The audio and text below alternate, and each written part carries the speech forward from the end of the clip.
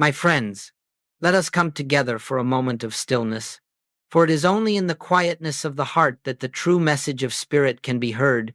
We live in an age in which many sincere seekers have turned to the spiritual path with noble intentions, seeking release from fear, from limitation, from struggle, and yet, in this sincere seeking, a subtle misunderstanding has arisen, a misunderstanding that sits at the very heart of modern spirituality and obscures the simple, living truth that Jesus taught today. Everywhere you look, you will find teachings on how to shape your life through the power of the mind, how to manifest abundance, how to attract health, how to create success. People are told to visualize, to affirm, to command the universe to deliver their desires. And though there may be temporary results, though there may be moments when the outer world seems to bend to human intention, yet these are not spiritual demonstrations. These belong to the realm of mind, not the realm of spirit. They require effort. They demand continual maintenance.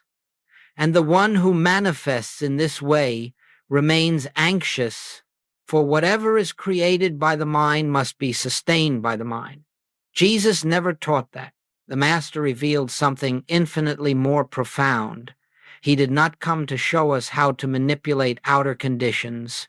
He came to reveal the presence that already is, the kingdom that is already established, the harmony that requires no human will to bring it forth. And so, when we see Jesus multiply loaves, or still a storm, or raise the sick to wholeness, we are not witnessing a man using power. We are witnessing a man who rests in the awareness of the one power, and from that awareness, harmony flows without resistance. Joel Goldsmith discovered and lived this same truth. He realized that all attempts to manifest arise from a hidden belief that something is missing, that something must be added, that life, as it is given, is insufficient. This belief is the root of all struggle. For as long as you feel the need to attract what you think you lack, you remain bound to the very sense of separation that gives rise to lack in the first place. Manifestation begins with the assumption of absence.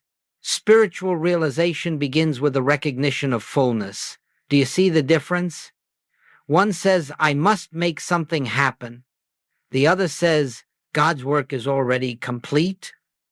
The modern world has taught people to reach outward, to reach toward a God who must be persuaded, a universe that must be instructed, a destiny that must be shaped through mental force.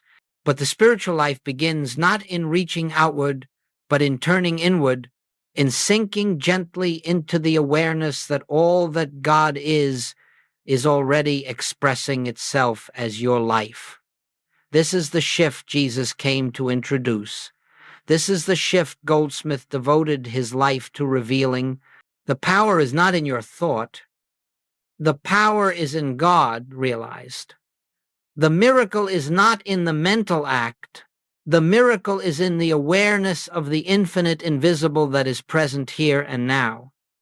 And so I say to you, if you have struggled to manifest, if you have felt exhausted by effort, if you have feared that your spiritual life was not strong enough to change your circumstances, then take heart, for the truth is not found in effort, it is found in surrender, not in controlling conditions, but in recognizing that the Spirit of God already stands where the problem appears.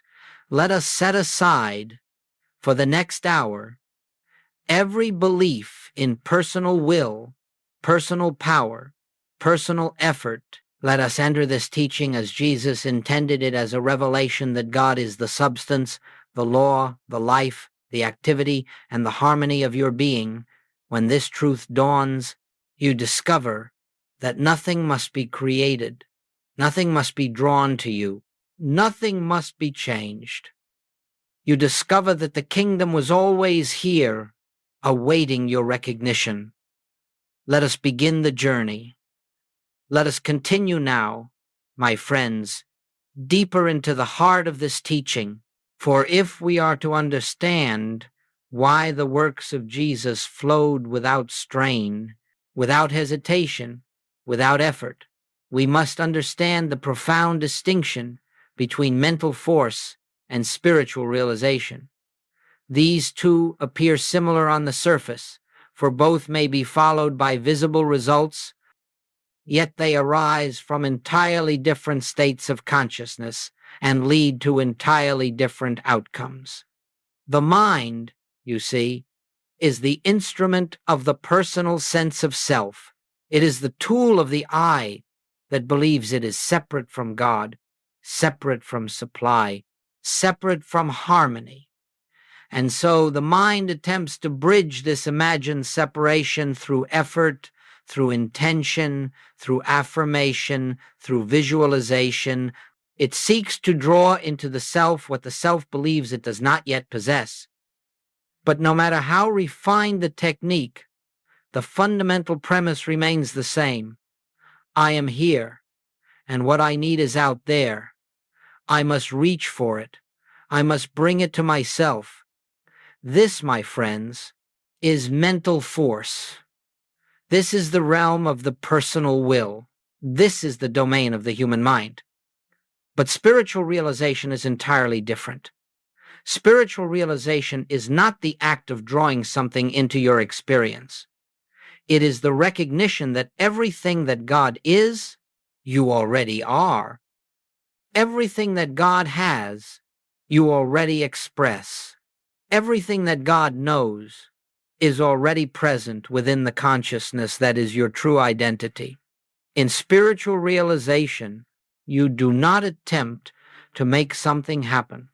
You quietly perceive that God is the source, the substance, and the activity of all being, and therefore nothing can be added to the infinite, and nothing can be taken from it. You see, the mind works through effort. Spirit works through effortless unfolding. The mind tries to achieve. Spirit simply is. Mental force says, I will make this occur. Spiritual realization says, the Father within doeth the works. The mind stands outside the kingdom and attempts to break in. Spirit recognizes that the kingdom is already within. Now, why does this matter? Because all spiritual demonstration, healing, supply, harmony, peace flows from realization, not from effort. When the mind attempts to manipulate outer conditions, it can produce only temporary results, for it is dealing in the realm of effects. But spiritual realization touches cause, and when cause is realized, effects harmonize naturally. Imagine, if you will, a lamp. The mind attempts to rearrange the shadows on the wall, pushing them here and there, trying desperately to improve the picture. Spirit, however, switches on the light, and in the presence of light, shadows simply cease to be, not by effort, not by command, by the nature of light itself. So it is with the presence.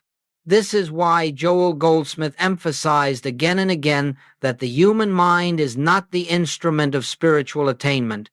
It cannot reach God. It cannot contact infinity. It cannot create harmony. Only through inner stillness, through relinquishment of personal will, through the deep recognition that God alone is, do we enter the atmosphere of realization where miracles become natural. To depend on the mind is to struggle. To depend on spirit is to rest. To depend on technique is to fear.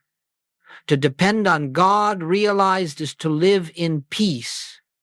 And here is a truth that may startle you.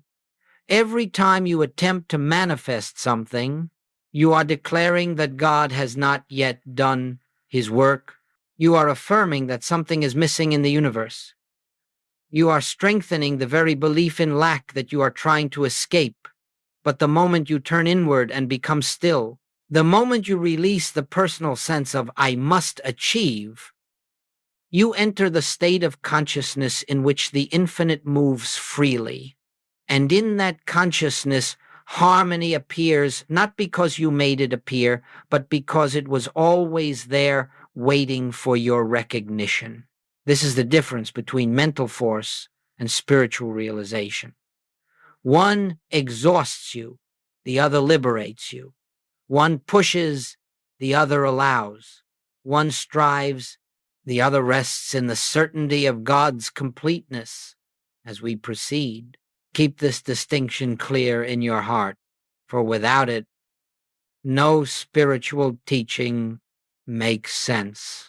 With it, the entire message of the Master becomes radiant, simple, and alive.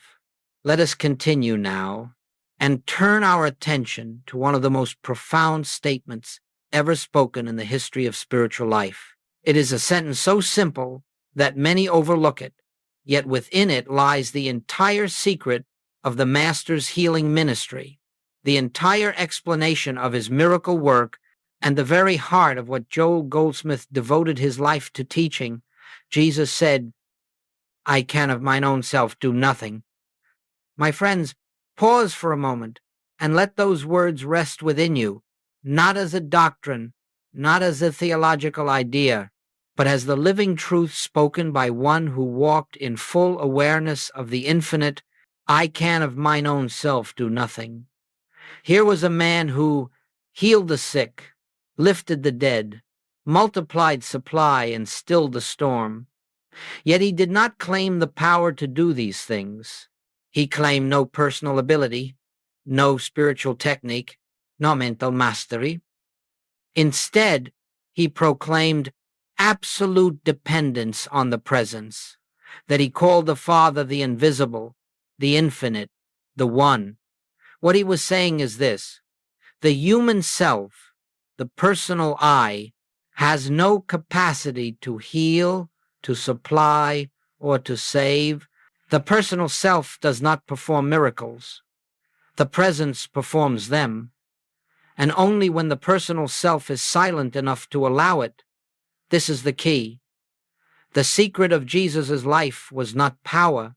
It was emptiness. It was the absence of the personal sense of self. When Jesus stood before the multitudes, he did not think, "How shall I feed them? What shall I do?" He simply turned within to the awareness of the Father's fullness, and that fullness expressed itself outwardly as supply. When the sick were brought to him, he did not struggle to remove disease. He did not battle with appearances.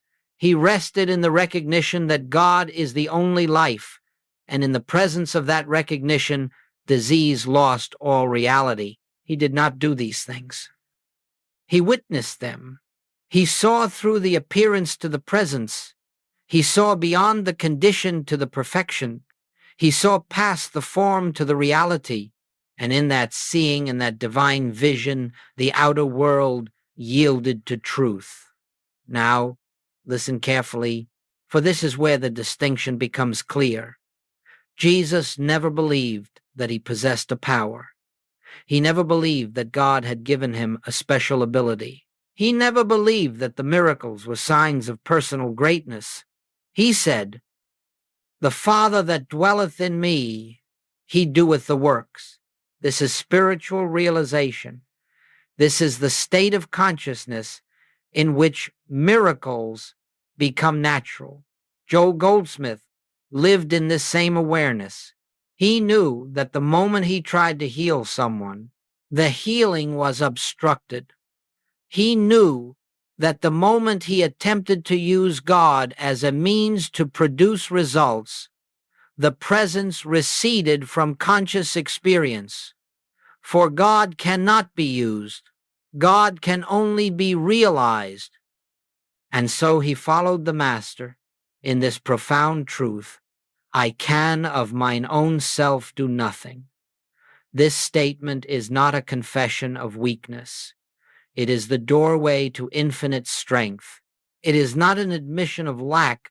It is the recognition of the only source. It is not the posture of the helpless. It is the posture of the illumined. For in the very moment you acknowledge I can do nothing, you make room for the presence to do everything. You withdraw the false belief in personal power, and you stand as an empty vessel through which the infinite can pour itself forth.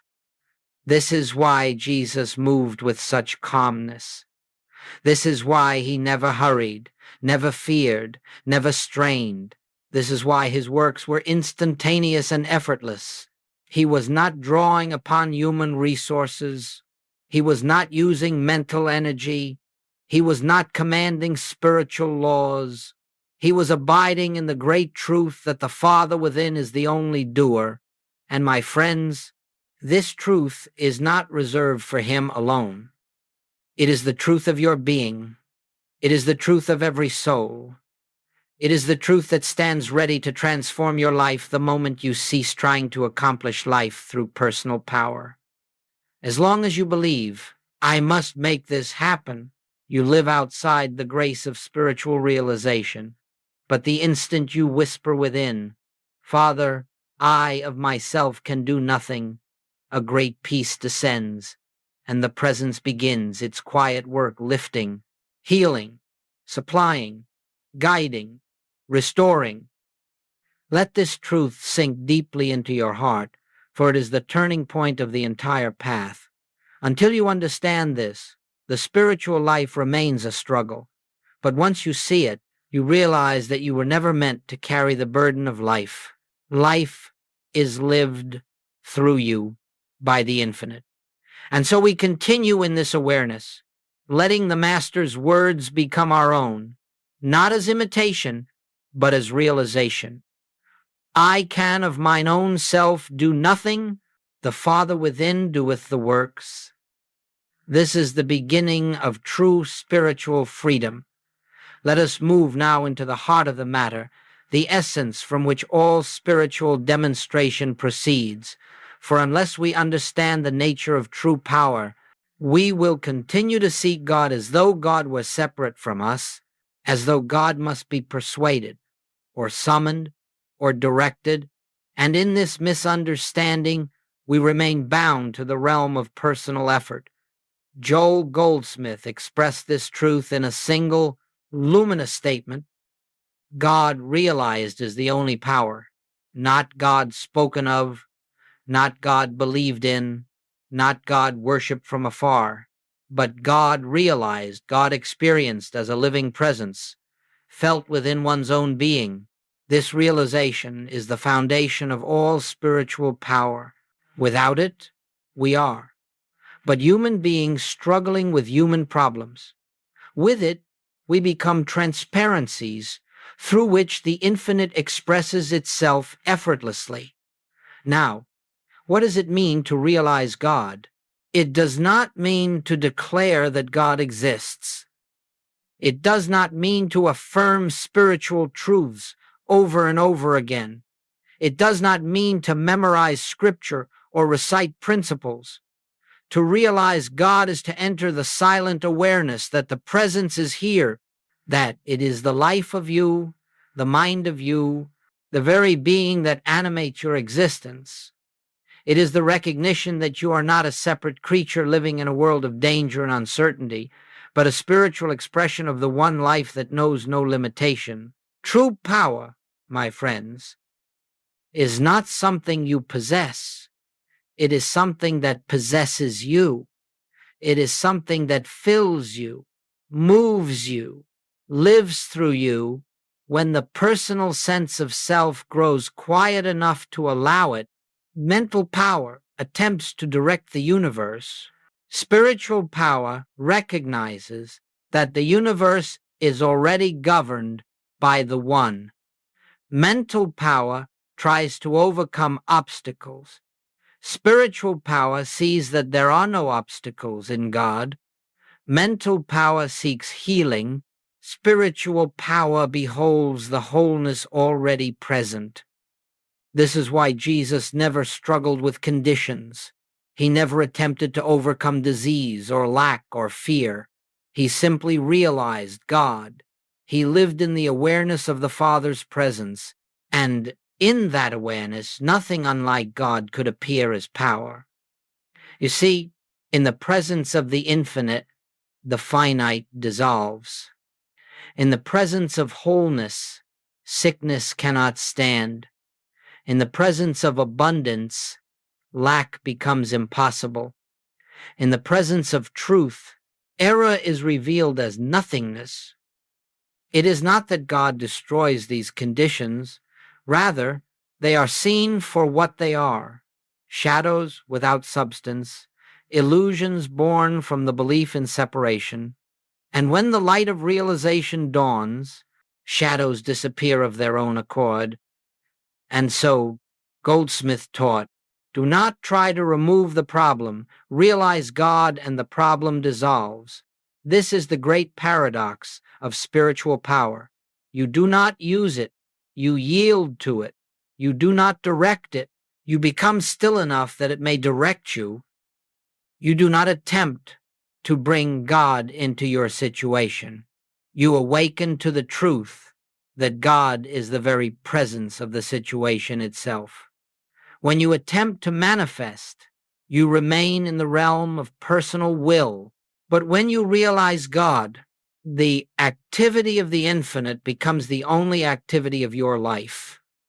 You move through the world with a quiet certainty, not the certainty that you can make things happen, but the certainty that the Father's harmony is already established, and you need only bear witness to it. This realization brings with it a deep, unshakable peace. You discover that nothing can separate you from supply, for supply is God expressed. Nothing can separate you from health, for health is God revealed. Nothing can threaten your harmony, for harmony is the nature of the presence that is your very life. And in this awareness, you no longer fear conditions, for you see that conditions have no power. Only the realized presence has power. And as your consciousness rests in this truth, the outer world aligns itself not because you commanded it, but because you recognize the only cause in the universe. Spiritual power is not dramatic. It is not forceful. It is not loud. It is a quiet presence felt in the stillness of the soul, revealing itself as peace, as assurance, as the effortless unfolding of all good. And so we take this truth into the deepest part of our being. God realized is the only power. There is no power in the problem. There is no power in appearance. There is only the presence, infinite, complete, and already functioning. When this becomes your foundation, the spiritual life ceases to be a struggle and becomes a resting in the grace of the one who lives you. Let us now turn inward to a very tender point in the spiritual life, a point that touches the experience of nearly every sincere seeker. Many have prayed with intensity, affirmed with dedication, visualized with discipline, and yet found themselves circling the same mountain of need: financial strain, emotional unrest, sickness, or lack of direction. And in their quiet hours, they wonder, why does it not work for me? My friends, it does not work because you are beginning at the wrong place. You are beginning from lack. Every attempt to manifest, every attempt to attract, every attempt to change the outer scene arises from a hidden assumption. Something is missing. Something must be added. Something that I need is not yet here. And the moment you accept this assumption, You have stepped out of the kingdom and into the land of shadows. For the kingdom of God contains no lack, and the consciousness that seeks to remedy lack is already living outside the spiritual reality of completeness. This is the invisible root of every failed manifestation. The belief that you are separate from the infinite source. When you begin with lack, you cannot end with fulfillment. When you begin with fear, you cannot end with peace. When you begin with a belief that something must be added, you cannot awaken to the truth that everything has already been given. Consider this carefully, for it is subtle. It is not your technique that fails you. It is not affirmations that fail. It is not meditation that fails. It is the consciousness of need behind all these practices that keeps the door closed. Need can only attract more need. Fear can only produce more fear. Effort can only give rise to more effort. And so long as you feel that you must reach outward for supply, you are unknowingly declaring that supply is outside of you, separate from you, distant from your being. But the moment you believe supply is out there, you have denied the truth that God is your supply, functioning as your very life, expressing as your consciousness. Joel Goldsmith taught that what we call lack is never a condition. It is a belief, a shadow on the surface of consciousness. And the more we wrestle with the shadow, the more real it appears. The human mind tries to meet need by adding money, adding health, adding love, adding opportunity. But spirit does not add, spirit reveals. Spirit reveals the fullness that already exists behind the appearance of lack. Spirit unveils the substance that has never been absent. Spirit lifts the veil from the eyes of the seeker until he sees that what he thought he lacked has been present all along. You cannot manifest what already is. You can only awaken to it. And this awakening cannot occur while the mind is busy trying to fix, change, attract, or compel. The mind that strives is the mind that believes something is missing, and the presence cannot reveal itself in a consciousness occupied with the conviction of separation. Do you understand now why manifestation exhausts you? Why it produces anxiety instead of peace? Why it yields temporary changes that so quickly collapse?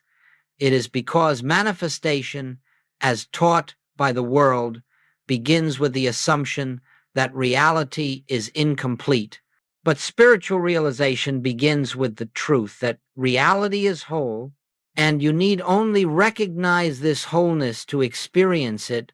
When the inner sense of lack is dissolved, the outer expression of lack disappears, not because you attracted something new, but because you ceased believing in the absence of God. Let this truth sink gently into your heart. There is no lack in God. There is no absence in infinity.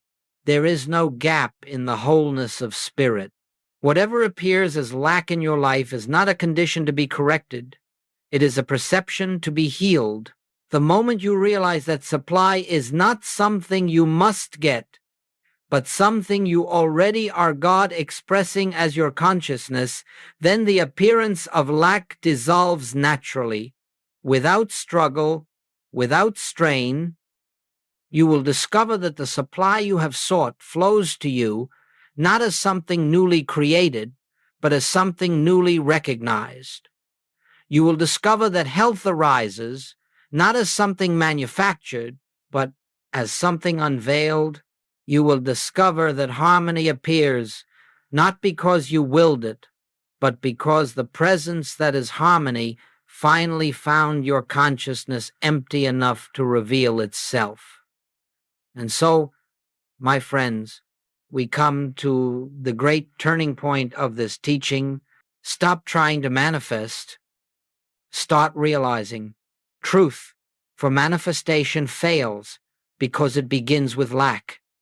Realization succeeds because it begins with God.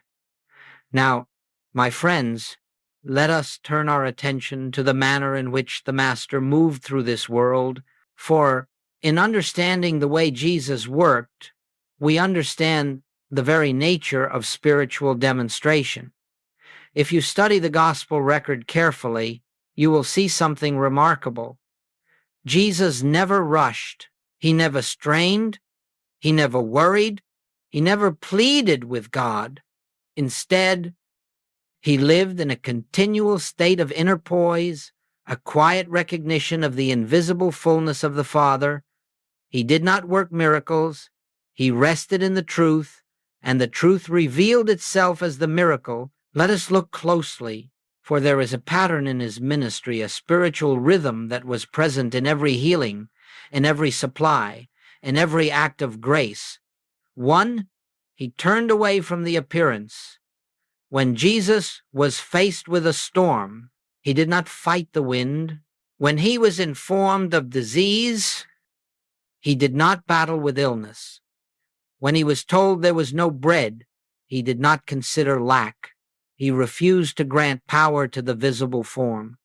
He denied the reality of that which God did not create. He knew that the outer scene was but a shadow of consciousness, and therefore not the truth of God's creation. This was his first act, non-recognition of error.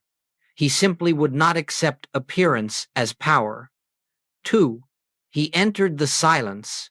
Before any outward change occurred, there was an inward movement.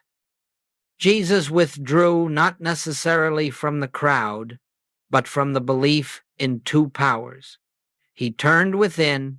He entered the secret place of the Most High. He rested in stillness until the awareness of the Father's presence filled his consciousness. This was not a technique. It was communion. It was the quiet immersion in the truth that God is the only cause, the only power, the only life. 3. He acknowledged the fullness of the Father. He did not plead for supply. He did not beg for healing. He did not ask the Father to intervene from afar. He simply recognized the spiritual fact. Father, I thank thee that thou hast heard me and that thou hearest me always. This was his realization. The fullness is here. The kingdom is here. The harmony is here. The life of God is already functioning, where the appearance of discord seems to be. He did not try to make something happen. He acknowledged what already is. 4. He allowed the invisible to reveal itself. After turning away from the appearance, after entering the silence, after recognizing the fullness of God, Jesus simply stood still inwardly, and the outer world adjusted itself to the truth. He was beholding. The storm quieted, the loaves multiplied, the sick rose, the blind saw, not by his effort, but by his recognition, not through command, but through realized presence, not through human will, but through divine unfoldment. Joel Goldsmith understood this perfectly. He knew that Jesus was not performing miracles. He was witnessing the activity of the Father. And Joel's own healing ministry flowed from the same consciousness. He understood that you cannot heal by opposing the condition, and you cannot supply by fighting lack. You must stand still in the realization of God as the only life, the only substance, and the only power. Let us understand this deeply. Jesus did not work miracles to change conditions. He worked from the awareness that conditions have no power to contradict God. When the infinite becomes the only presence in consciousness, the appearance harmonizes of its own accord. This is the way of the Christ. This is the way of spiritual power. This is the way by which all true healing occurs. Now consider how different this is from the modern attempt to manifest. Manifestation begins with tension. I must create, I must attract, I must shift the energy. Jesus began with rest. The Father within doeth the works. Manifestation begins with desire. I need this outcome. Jesus began with realization. All that the Father hath is mine. Manifestation attempts to change the outer world. Jesus saw no need to change what God had already included in the fullness of being. To walk in the Master's way is to release the belief that you must make life happen. It is to sink gently into the awareness that the Father's perfection is already expressed as your life, and that no effort on your part can add a single cubit to the stature of God's creation. This is the spiritual method. This is the way miracles occur. This is what Joel Goldsmith called impersonalizing the problem and realizing the presence. And so, as we proceed deeper into this teaching, let us hold this truth before us always. What you are seeking is already present, and the way of the Master is not to bring it forth by force, but to behold it with a consciousness free of fear. Now, my friends, having understood the principle, let us gently turn to its application, not as a technique, not as a method to accomplish something, but as a way of entering the atmosphere of spiritual realization. For truth must be lived. It must be practiced in the quiet, secret places of consciousness until it becomes the natural state of our being. Let us remember this always. The purpose of practice is not to make something happen. The purpose of practice is to remove the veil of the personal sense of self so that the presence may reveal itself. Manifesting begins with doing. Recognizing begins with being. And so, I will offer you not exercises, but inner movements, gentle shifts of awareness that lift you into the realization of the already finished kingdom. 1. The sacred pause before action. Whenever a problem appears, whether it be a bill, a diagnosis, a fear, or a conflict, do not rush to correct it. Do not rush to pray for its removal. Do not rush to seek solutions or strategies. Let your first response be silence. Pause. Let the mind become still for a moment. Feel the spaciousness that opens when you refuse to engage the problem as though it had power. In that pause, you step out of the world of appearances and into the awareness of the invisible. In that pause, you declare without words, there is only God here. This pause may last only a breath, yet within it, the entire shift from human effort to divine recognition begins. 2. Entering the silence of non-request. After the pause, you turn inward not to ask, not to plead, not to affirm, but to listen. This listening is the essence of spiritual practice. Do not bring your problem to God, bring your stillness to God. For the presence is not reached through words, it is touched in silence, and in this silence you rest gently in the awareness that God already knows, already is, already expresses the fullness of harmony right where the appearance seems to be. Let the mind grow quiet enough that the whisper of spirit may be felt not as a voice, not as a message, but as a subtle sense of peace, a lifting, a softening, a release of fear. This is communion. This is meditation. This is the way of Christ. 3. The gentle recognition of truth. Now, within this quietness, allow a simple recognition to arise, not as affirmation, but as realization. Father, thy work is already complete. The presence is here.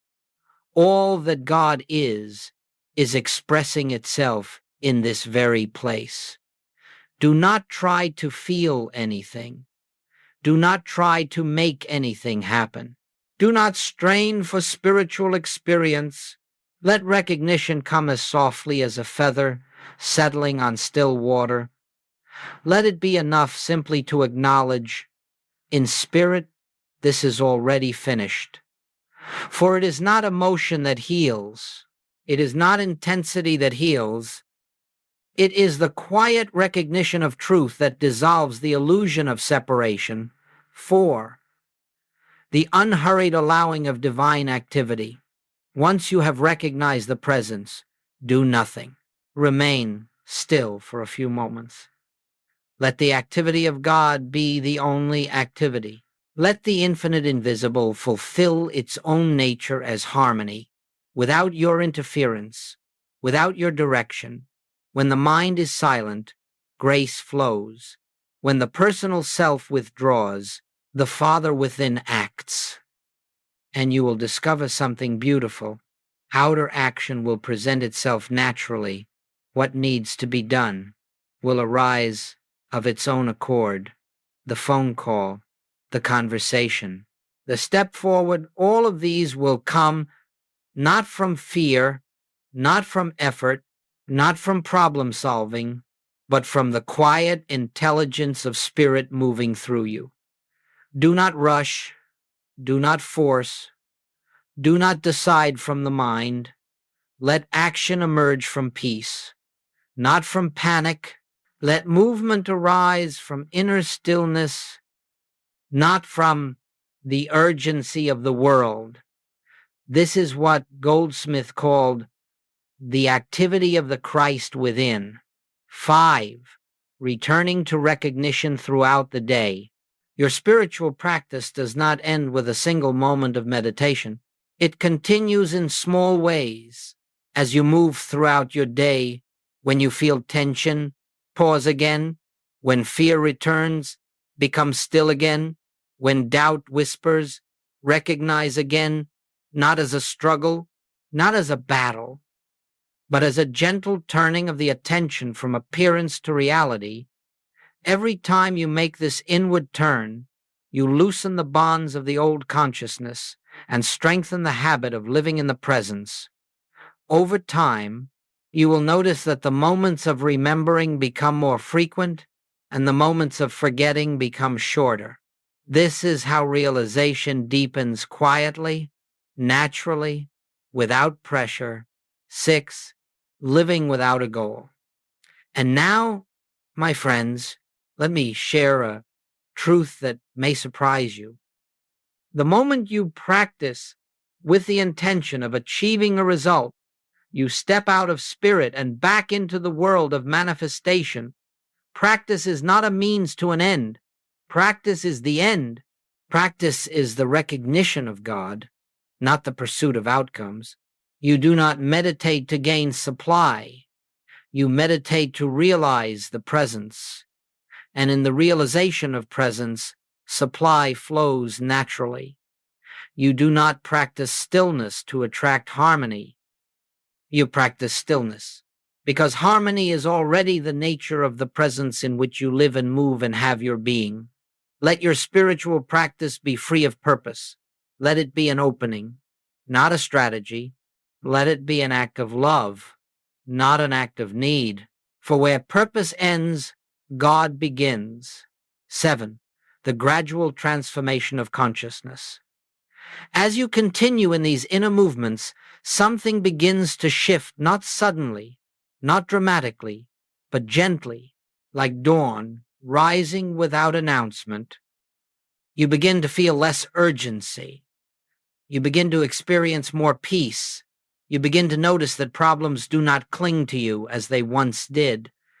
And gradually, the outer world begins to unfold in harmony, not because you shaped it, but because the consciousness you carry is no longer vibrating with fear, with want, with separation. This is the fruit of recognition. This is the evidence of God realized. And so these simple practices, pausing, listening, recognizing, allowing become the basis of a life lived not in manifesting, but in witnessing the eternal activity of the Father. Now, my friends, we come to a place of gentle wonder, the point at which the inner transformation begins to reveal itself outwardly, for you do not realize God for the purpose of improving your circumstances, and yet your circumstances inevitably change. You do not rest in the presence to obtain harmony, and yet harmony unfolds of itself. You do not turn within to attract supply, and yet supply appears without strain. Why is this? Because the outer world is nothing more than a mirror of consciousness. When consciousness is lifted, the world that appears to you is lifted. When fear dissolves, the forms fear produced dissolve. When separation is healed, the effects of separation fade away. Outward change is not the goal of spiritual realization. It is the fruit, the natural, effortless fruit of a consciousness that has ceased to resist the activity of the infinite. Let us look gently at how this unfolds. 1. Problems quietly dissolve. You will discover that many of the difficulties that once troubled you no longer arise. People who once caused tension no longer disturb you. Situations that once frightened you no longer threaten your peace. Areas of your life that seemed endlessly problematic begin to smooth themselves without intervention. It is not that the world changed, it is that you changed. The consciousness that attracted disturbance is no longer present, and so disturbance has no foothold. The world cannot bring to you what is not in your consciousness, and as the old patterns dissolve, you will marvel at the simplicity of it. You mean it was always this easy? Yes, my friends, because the difficulty was never in the condition. It was in the belief that you were separate from the infinite. 2. Supply flows without pursuit. As realization deepens, you begin to notice that what you need appears at the moment you need it. Opportunities arise without effort. Resources come from unexpected directions. People who can help you cross your path naturally. You may wonder, why is this happening now when nothing seems to have changed? But something has changed. The sense of lack has dissolved. You no longer approach life as a seeker with empty hands. You walk in the awareness that all that the Father hath is mine, and the outer world reflects that inner abundance. This is not manifesting. This is recognizing. And recognition is the doorway through which supply reveals itself. 3. Healing occurs without seeking. Many people expect healing to be something dramatic, a flash of divine energy, an instantaneous miracle. But spiritual healing, as Jesus and Goldsmith understood it, is often quiet, gradual, imperceptible. You simply notice one day that the pain is lighter, the symptoms keener, the fear surrounding the condition has dissolved, and eventually the condition itself is gone. Why? Because when consciousness realizes that God is the only life, the false sense of a separate, vulnerable life loses its seeming power. The body reflects the peace of the soul. Healing is not an event. It is an unfoldment of realized oneness. 4. Relationships harmonize naturally. As inner fear dissolves, as judgment softens, as the sense of being a separate self diminishes, something beautiful happens in your relationships. You no longer approach others from need. You no longer seek validation. You no longer defend yourself or react from the old wounds. You begin to see others through the lens of spiritual identity, not as personalities with flaws and limitations, but as expressions of the same one life that expresses as you. And in that recognition, harmony is restored. Some relationships gently fall away, others deepen, tensions soften, old patterns fade. You did not fix the relationship, you recognized the truth, and the relationship aligned with that recognition. 5. Creativity and purpose express themselves effortlessly when fear is no longer governing your life. Creativity flows. When self-concern diminishes, purpose clarifies. When you are no longer driven by survival, the deeper movement of spirit can express through your gifts, your work, your path. This expression is not ambition. It is not striving for success or spiritual achievement. It is the natural unfolding of the divine idea of you. The branch does not struggle to bear fruit. It simply remains connected to the vine. And so it is with you. 6. The world no longer dictates your inner state. Perhaps the clearest sign of realization is this: you become inwardly unmoved by outward circumstances. Whether the day brings challenge or ease, you remain centered. Whether the world praises you or ignores you, you remain steady. Whether the winds blow or the waters rise, you abide in the quiet certainty that the presence is your life and the activity of God is the only activity. This does not mean you become indifferent or detached. It means you no longer derive your identity from changing conditions. You live from within. You act from within. You draw your peace from within. And because your peace is rooted in the infinite, it is unbreakable. 7. Grace becomes the governing principle of life. As realization matures, you begin to see a thread, a rhythm, a divine orchestration moving through your days. Things happen at precisely the right moment. People appear when needed. Paths open without planning. Difficulties transform into blessings before your eyes. You walk through life with a quiet amazement. How can it be that everything flows so harmoniously? This, my friends, is grace. Grace is the activity of God made visible. Grace is the unfoldment of the infinite through the transparency of your being. Grace is life lived without personal management, without strain, without self-will. Grace is the fruit of realization, and the one who lives by grace discovers the truth. Life does not need to be controlled. It needs only to be recognized.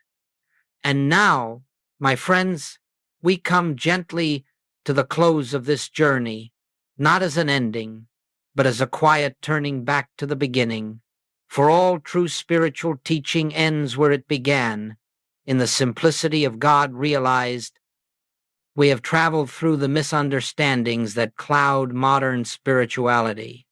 We have looked into the way Jesus worked. We have seen why manifestation fails.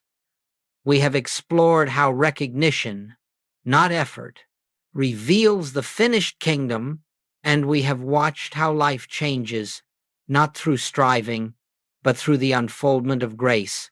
And now, at this final moment, let us breathe and step into the stillness from which all of this arises.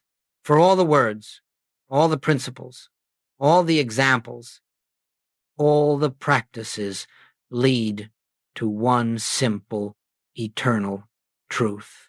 A truth so delicate, so pure, that the ego cannot grasp it, but the soul recognizes it instantly. God is the only presence. God is the only power. God is the only life. And this God is expressing as you, here and now, When this truth becomes your lived awareness, not merely your belief, fear dissolves. Not because fear is conquered, but because you have awakened to the reality that renders fear impossible, lack dissolves. Not because you have manifested something new, but because you see that the infinite never withheld anything from its own expression, sickness dissolves. Not because you battled it, but because the realization of life as God reveals the body as the instrument of spirit, not the structure of flesh. Loneliness dissolves, not because you found someone, but because you discovered that the presence within you is the very substance of love itself. Confusion dissolves, not because you figured out the right path, but because the light within illumines your way with each step you take. And so we return, gently and reverently, to the essence of the path. Recognition, not creation, transforms the world. Realization, not manifestation, reveals the kingdom. Stillness, not effort, is the doorway to God experience. You do not need to add anything to yourself. You do not need to attract anything from outside yourself. You do not need to move the universe by intention. You need only awaken to the truth that the infinite has already expressed itself as your very being. You are not becoming spiritual. You are remembering what has always been true. You are not acquiring God. You are recognizing the presence that has never left you. You are not climbing to a higher realm. You are sinking gently into the awareness of the realm that is already here, the realm Jesus called the kingdom within. All your striving can now rest. All your seeking can now be laid aside. All your spiritual effort can now relax into the simple recognition: God is here. God is now. God is the life I am. And as this realization deepens, life reveals itself as harmony, not because you shaped it, but because the presence expressing as you is harmony. And so, let this be the quiet benediction of this entire teaching. Rest in the presence, trust the invisible, allow the Father within to do the works, and behold the miracle of life lived by grace alone. The journey ends here, in the same stillness from which it began. Nothing more needs to be added. Nothing more needs to be done. Simply abide. Simply recognize. Simply be, for it is finished.